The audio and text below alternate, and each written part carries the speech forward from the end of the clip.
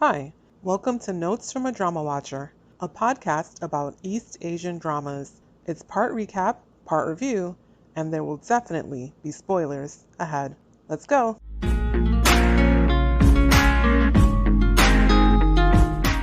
Hi, welcome to episode 18 of Notes from a Drama Watcher. This is your host, M. In this episode, we'll be talking about Imperial Coroner, episodes 26 through 30, The Flaming Heart, episodes 1 through 5, Tale of Nokdu, episodes 1 and 2, that one's a Korean web drama, and Beloved in House, I Do, episode 10. So we're going to start off with Imperial Coroner, episodes 26 through 30. In these episodes, the whole gang makes their way to the military fort of Lang Wei's grandfather, who is the general. And there, Jinyi goes undercover as an injured soldier, figuring that he'll get to hear a lot of the gossip that goes on in the camps, since, according to their logic, those in the infirmary are more prone to have the time for gossip because obviously healthy soldiers are out there practicing or on patrol, etc. And the soldiers in the infirmary are just, waiting there as they recover and they get to hear more gossip and discuss things amongst themselves. Lang Wei, in the meantime, has confrontations with her grandfather. Remember, they've got a strained relationship and she's a bit snarky with him, which is a bit surprising because she's doing this in front of the soldiers, which, he reprimands her for it, but still, that takes a lot of nerve to do that. We do learn some more things about him and why he is the way that he is, and, about his gruffness and a lot of, which I kind of suspected, a lot of what has gone on between them has basically been kind of a miscommunication in one way, and in another way, it is somewhat tied into the cases that Prince Jinyu is trying to figure out with the illegal monies and, whatever strangeness is going on with the troupe. And as for Choo Choo and the prince, though they have admitted that they like each other, there are no big romantic moments in these episodes, just some sweet looks. And that's because the focus of these episodes is all about trying to figure out what has caused the behavior of some of the soldiers, where they've gone crazy. They're hallucinating, and some of them have even harmed themselves. They've committed suicide. They can't figure out why they did it and how they did it, because of course Choo Choo's going, as in her role as coroner, is going to investigate and figure out what happened to them, and then she starts realizing that there were strange things in the ways that they died, and they're all trying to figure out what it is that happened and what's causing them to hallucinate in the first place. This is where Lang Wei comes into it. I don't think that they ever said she was a doctor or anything, but she obviously has some kind of medicinal knowledge. A lot of times you'll see her like checking someone's pulse and seeing if they're sick or not, etc. But in this instance, she's able to think of some substances that might be what is causing hallucinations, and they look around and try to find these things that she has suggested may have caused the hallucinations. Connected to that, she finds out some things about her grandfather, who it turns out is ill, and that's kind of the reason he wasn't able to connect with her like she wanted him to, because we had learned that her parents passed away, and obviously if that happens, she wants her closest family member after that to be around her, and he wasn't. But we learn a little bit of the reason for that. Also in these episodes, Duke Chang is beginning to make more of his moves. In the previous episodes, we saw Duke Chang is the descendant of the family that were emperors before. So he believes that is his rightful throne. He should be emperor. And he's been making these moves in the background to get that, to recruit soldiers to his side, to recruit officials to his side. So he's been doing all this maneuvering in the background. We do know who Duke Chang is. We've known for some episodes already. That part is not a secret necessarily, but it is a secret to Prince Jinyu and the rest of the Scooby Gang, as I call them. They don't know who Duke Chang is. They're going to be in for a shock when they do find out who it is. But in the meantime, he's making his own moves in the background. One of the moves he's trying to make is, or it seems that he's trying to make, is he's trying to get the head eunuch on his side. And the head eunuch is always double dealing. We've seen him before that he's always double dealing. So he appears to agree that he's going to go along with Duke Chang. And then kind of in the next scene, you see him telling his subordinate, whose name I can't remember at the moment, kind of like, let's keep an eye on the situation and I think what he seems to be saying is when we find out more, when we have evidence kind of thing, like we'll turn this over to the emperor so he knows that there are moves being made against him. So I guess he's playing all the decks, right? He's if Duke Chang succeeds, he's okay. If the current emperor stays in place, he's okay too. And something else we're seeing is that there is a birth secret surrounding Prince Jinyu and his brother that is about to come out, and that of course the head eunuch is kind of figuring out a little bit what this birth secret might be because he's got his hand in all the pots. He's just out there being devious again. And he does say at one point about trying to kill Prince Jinyu and I think then the rest of the Scooby Gang. So he's just got a lot of plans going on, and he's just a very devious person. This actor is actually doing a very good job with this particular role, with showing this kind of deviousness. I like everyone's acting here as well. Again, we get to see what we've seen before. You know, we get to see them discussing the case, respecting each other's opinions. Everyone is intelligent. And I really appreciate seeing that. I really appreciate seeing how the men and the women work together. You see, Prince Jinyu obviously respects Chu as a coroner. He respects her in her profession. But Jin Li, who, you know, has this crush on Ling Wei, also really respects her too. He looks out for her.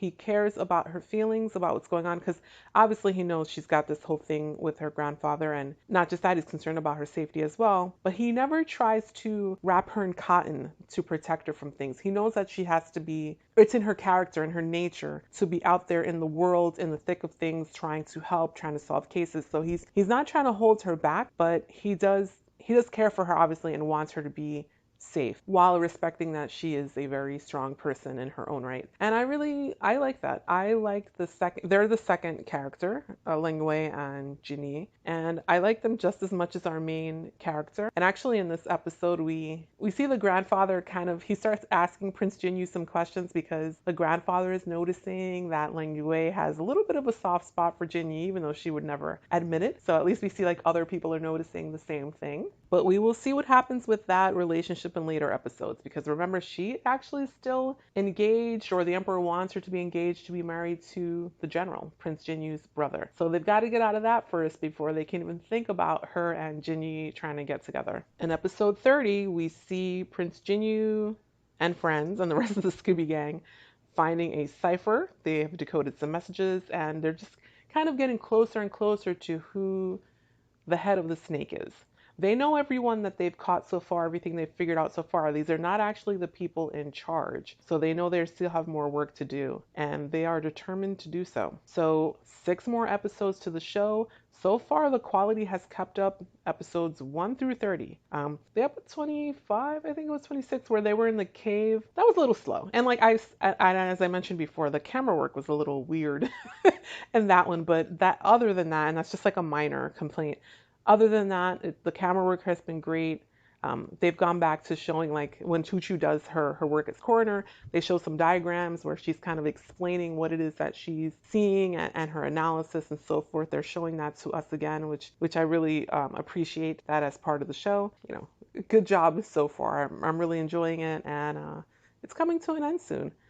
I would not say this is something I might rewatch, to be honest, but it's good for what it is. This is something that I think probably someone who likes these kind of detective shows, I could see them rewatching this again. It does have that potential, just not for me necessarily. It has, not that I want a bunch of romance necessarily in shows, but this has almost none. We know they're together, or that they want to be together because they've told us, but there's not much romance here, which is okay. That's pretty much okay because it's very focused on the detective work. I really like the lead couple, but I would not be opposed. I wouldn't rewatch this, I don't think necessarily, but I would definitely not be opposed to a spinoff between Jinyi and Ling Wei. I like them as a couple. I like them as a detective team in their own rights, and I really like Jinyi actually. And I think Ling Wei she's kick butt, you know. So I would be happy to see a show of their own at some point if they ever wanted to do a season 2. That's it for Imperial Coroner. Next up, we're going to talk about The Flaming Heart.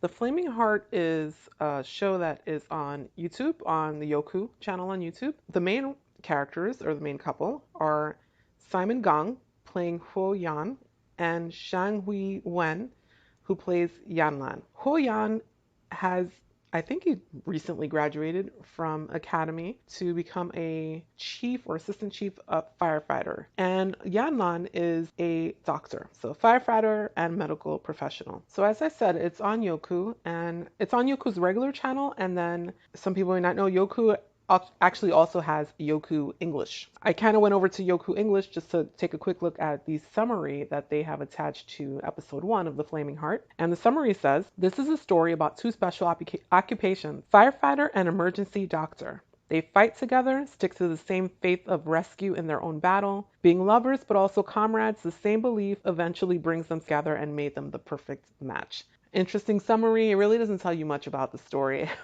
Basically, though, like they say, they are working together, which also means training together. The firefighters train with the doctors so that they know how to rescue people, and that takes different forms. In episode 1, the very beginning, before he actually is officially working at the fire station, Gong Jun's character, he is just driving near a tunnel, and there appears to have been a big accident, and he immediately, starts helping people because that's just in his nature. And one of the people he's helping is a pregnant woman who is also a diabetic, so she's in trouble. And while he was going and checking on the flame to make sure things don't explode, after he had just spoken to her, she calls 911. I don't know what the version of 911 in China is, but she calls 911 and gets the doctor. And as she's talking to the doctor, she starts kind of losing consciousness. And he comes back to check on her from after he's put out some of the flames and realizes she's lost consciousness, but he sees that she has the phone. He hears the doctor talking through the phone. And he picks up the phone, talks to the doctor, and they kind of walk him through how he's going to help this woman. And the doctor he's talking to is Yan Lan, who kind of immediately, it seems like she immediately falls in love with him due to his voice, but there's kind of a disconnect because there's a whole, it's supposed to be comedic thing later where she thinks someone else who was the one she was actually on the phone with before, she kind of mistakes him, or someone mistakes him for a different firefighter. But it's kind of like you claim that you loved his voice and his voice touched your heart or whatever it was, and then you don't even recognize the person you're talking to is not really the same person that was on the phone. So that was, a little bit, that was a little strange. But it's, despite being about serious things, learning how to rescue people, it's cutesy in a way because Simon Gong, of course, has that kind of cutesy role that he seems to be kind of stuck in. I think Word of Honor is just very, very different from what we've seen from him before. And then her character is also this kind of cutesy character. It's actually a little strange to me the way they show their professions. They show a lot of the firefighting aspect of it, the work that goes into it, etc. When they are showing the medical side, it's kind of a lot of sitting around in the office gossiping about people, about makeup and guys and whatever. It's kind of strange. I can't believe that. I don't think China's all that different from the US in that sense, that these medical professionals have that much time to be sitting around gossiping. But I don't know. It's a little bit of a strange disconnect. Speaking of disconnect, another thing I noticed is that it is a little choppy. I feel like I say this a lot with C-dramas, but it is a little choppy, these episodes, or the storyline. It has to do with the editing, I guess. The scenes in some parts kind of jump around a little bit. It's not enough that you would feel confused. You can still follow the storyline, but there's no transition between some of the scenes. It's a little strange. But other than that, which hopefully maybe they will fix in later episodes, it's cute so far. We learn a little bit about Ho Yan in these episodes. His father, I think, was also a firefighter. It looks like he may have passed away in the line of duty. He knows how it is to lose someone, and so he and Lan Yuan get close very quickly, actually. I think in episode 3 or something, they're already basically considering themselves boyfriend and girlfriend. He kind of makes the decision at one point without her that he's not going to get into a relationship because he is scared, right? He's scared that the other person will be hurt if something happens to him. And obviously there's a good chance something's going to happen to him because he's going into dangerous situations as a firefighter. So even though it's kind of cutesy on the one hand, and in certain aspects, you do have these big topics that they're going to be dealing with on the other hand. So you've got the issue of him having to work through having a relationship while at the same time, working in this kind of profession. Yanlan, there's also kind of a triangle kind of thing going on here, love triangle. Yanlan has a childhood friend whose name is Luo Jie, who obviously likes her, and it seems like it's a foregone conclusion with the family that they're just going to get married, and Yanlan doesn't think that way at all. She views him as a brother almost because, like I said, childhood friend, and she doesn't look at him in that way at all. He's going to have to learn to let her go, basically, because he sees immediately that she is falling for or has fallen for Koyan. So he's got to learn to let that go as well. The family's going to have to deal with whatever their expectations were are not really going to happen also. So it's an okay show. I see myself continuing to watch it unless something amazing, some other amazing thing comes along and I have to stop it for some reason. But I think I will continue to watch it. I have to say it's a little strange watching this after Word of Honor because Word of Honor was just such a good show. And his role he played there was such an interesting role. I mean, I loved when Cushing, the character, the angst and everything had been through, and this character has been through his angst, but he is not a morally gray character the way that one Cushing was, and those morally gray characters are always pretty interesting.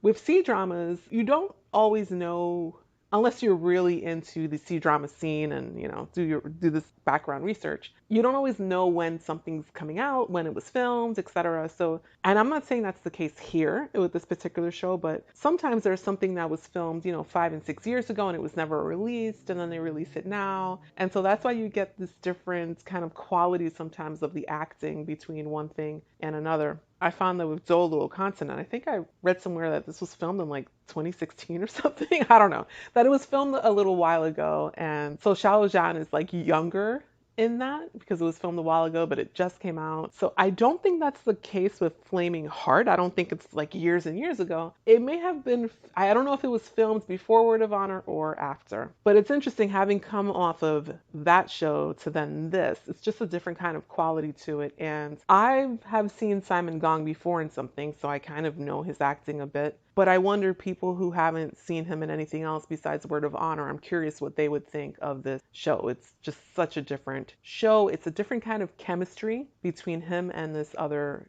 character, between the other main lead. I actually hope to see Simon Gong in something else again where he's playing a morally gray character. I mean, he plays this kind of cutesy, and I don't mean physically cutesy, but this, kind of puppy dog look kind of character. He plays it well, obviously. I'm not saying he's not playing it well. He really shone a lot when he played this morally gray character. And I don't think it's something anyone expected from him. And it's funny because I'm sorry, I cannot remember the channel to credit it, but I saw a video where someone had translated a clip of when they were speaking, I think, to the producer. It was several people on a panel, but I think it was the producer that was speaking. And she kind of said she had her doubts a little bit about him being able to play this kind of character. And he said, just trust me. And I'm glad she did because he was so good in it. I really, as I said, would love to see him again in something like that because he may have found his sweet spot as an actor. But we will see. Maybe we'll never get this from him again. I just saw that there's something announced that he has a drama that he's going to be filming with Joel Raba, and I don't think it's a morally gray character he's doing there, so I don't know if we'll ever see this again. But even if we don't see that particular kind of character again, we've seen him. We know he can act, and we know he just needs the right project and the right partner. I've never seen the female lead before, but again, I have not seen a ton of C dramas, so some of you may know who she is. As for Simon Gong, if you've seen him before and you like him, you probably like this one. It's a decent drama. It's a little bit quick in some sense that they seem to fall for each other very quickly. It's 24 episodes, and like I said, episode 3 or something, they're kind of like he's declaring himself at least like her boyfriend. So they're moving very quickly in that sense. I don't know if that means that there's going to be a lot of tension later on. There is a breakup already in episode 5, but I think it's going to be a brief breakup because he's scared at the moment. He had an incident at work and it scared him and made him rethink their relationship, but I think she'll get through to him. So I'm expecting them probably the next episode they'll be back together. I don't know what'll happen in later episodes because they just got together so quickly. So before I go on to the next show, actually one thing I do have to say, this has nothing to do with Simon Gong or Huo Ya and Yanlan, the main characters, but there is another female character, another firefighter, and They made a strange choice in the filming, not with the actress or anything, but there is a scene where she hasn't been to the they don't know who she is. So I guess this is her first day in the fire station and she's looking for the chief. And she looks into the room and it turns out to be the shower and one of the male firefighters is there showering or just came out the shower, whatever. He's naked. And so she's asking him like where she needs to go, whatever, but she's just standing there looking at him in this whole conversation and he's naked. I guess they were trying to be funny, but it was weird. And if it had been a female character who had just come out of the shower and a male character was standing there like staring at her like that, that would not fly. I don't know what they were thinking here, but it was a little icky. It was a little weird. They were going for funny, but it was strange. Hopefully they got that out of their system, and that'll be the last of that type of thing we see for the rest of the show. It actually kind of threw me out of the show for a second, and I had to like stop and then come back to it because I was just like, what in the world is going on?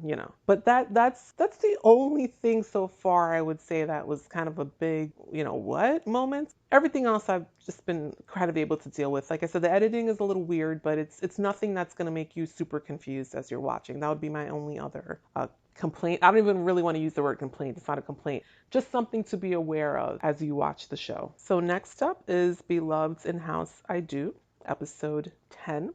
And the ex-boyfriend has finally shown up. We don't see the background story of exactly what happened. We do see that Eugene is just like thrown completely for a loop to have this person show up out of nowhere. And I don't know how many years have passed since they've seen each other, but obviously the wound to his heart, to his feelings, it's still very deep. And it's the reason for the single rule, apparently, whatever it was that went on between him and his ex-partner. In the meantime, Shilei is still, walking around just very confused. He first had to deal with the fact that he was having feelings for his male boss, who's, number one, his boss, but second, male, and it's something he hasn't experienced before. He's only been interested in females before this. And then kind of when he's finally feeling like he can deal with it, or at least that he can talk to Eugene about it, here comes the ex showing up out of nowhere. And since he doesn't know the exact story, I guess he doesn't know how much he can put himself in between them and how much he can ask about what's going on. So he's just kind of keeps silent, and it's making everything awkward because Eugene, they're kind of giving each other these awkward looks without anyone being the one wanting to be the one to talk first. It's just tough, because Eugene has been burned before, so he's once bitten, twice shy. But Shilei, on the other hand, well, he has not been lucky in love when he's tried to with women that he's more familiar with. But right now, he, I guess, feels like he really doesn't know what to do. And there's always the single rule, it's this big thing hanging over their heads in any case, or at least over Shilei's head, literally, not just hanging over their head, hanging off the wall, hanging off the refrigerator, I think, it's everywhere. So that factors into it too, of whether or not he's going to try to talk to Eugene about it. One other, I think, really interesting thing that happens in this, or interesting to me that happens in this episode is there's a conversation between Suichi and Gang. And I think it's I don't remember which episode, but Gang says something about like he never plans to get married. It's just been weighing on Suichi's mind, I guess. And so he's asking Gang about it. And they get into this interesting conversation. It just hadn't dawned on me that there's a pretty big age gap between Gang and Suichi. Suichi's young. He's everyone's little brother, but I don't think they ever say exactly how old he is. And then Gang is obviously older. He was a senior, actually. He was a senior classmate of Eugene. I don't think they say his age either, but there's maybe 10 years, maybe a little less, but somewhere around there, 7 to 10 years possibly between them. And it's an interesting conversation they have because technically Gang could almost be in a different generation from Sichuan. And the reason that's important, age may or may not be important to some people as long as they're consenting adults, but what's important about this is what Gang is saying. He grew up in a time where there was no marriage between two gay men. And so that's why it was never in his head. He never thought he could have that. Sichui is growing up in a different time. Taiwan is one of the countries that allows gay marriage. I think it's the first in Asia. I don't know if it's the only in Asia possibly, but I think it was the first. And so there's that little bit of a generational thing between them that Chui has to realize, has to have pointed out to him. And Gang, in a way has to have pointed out to him that he can be in a serious relationship. He can get married to Chui if he wants to. I just found that a very interesting conversation between them. And that's actually the first time I've seen that kind of conversation in a BL drama. Probably because other BL dramas, Thailand, Japan, etc., you don't have gay marriage is not legal in those places. So they wouldn't even be having that conversation. But it is a conversation for Taiwanese show. So that's quite interesting. So, we haven't even had a kiss between our main actors, our main leads in the show, and some people are finding it kind of slow, but I don't really have a problem with that. I actually think this show is pretty realistic. A lot of dramas, not all obviously, but a lot of them, they're dramas. They're fictional. Most people are not necessarily jumping into a deep relationship 2 days after they meet someone. I mean, some people might, but I think for the most part, most people aren't doing that. So I find it very realistic that they are taking their time in that sense, especially because you have someone who has never even conceived that they'd be in this kind of relationship, and you have someone who has been very deeply hurt from their previous relationship. So it makes sense to me that they would take their time to do so. To get together. It's actually interesting in that sense that they have Si Chui as the kind of contrast to these other characters, because even Shilei, when he's coming out to his mom in the previous episode, he apologizes to her, and he's also older than Si Chui. He's probably on the border of a time when that was just like being in a gay relationship. It's like, oh my goodness. But Si Chui is coming up in a different time, still facing, I'm sure that there's homosexuals still facing some kind of discrimination in Taiwan. The same way in the U.S., even though marriage is legal in the U.S., you still have people who are against it. But he is growing up he has grown up in a little bit of a different time than his older colleagues and his older boyfriend. So it's an interesting dynamic, an interesting contrast that they've got going there. So only 2 more episodes to the show. We'll see what happens. Hopefully we'll get a kiss before it ends. I'm sure we will. We've gotten that from actually the second male lead, so I'm sure we'll get it from the first. But I don't want to jump back to talking about Word of Honor, but for those of us who consider Word of Honor a kind of a BL, that shows you don't need some big raunchy scene to have scenes of intimacy, of emotional intimacy. And I think we do see some of that here between Shilei and Eugen, and hopefully we'll get more of that as the show is ending. Only 2 more episodes. I'm really keeping my fingers crossed that they will announce that there'll be a season 2.